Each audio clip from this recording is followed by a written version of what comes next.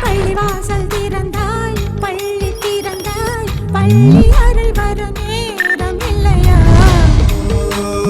உரடங்கள் தளர்த்தி வரிகள் தளர்த்தி உடைகள் தளர்த்திட வேண்டும் இல்லையா ஆசை பூவை தவிக்க விட்டு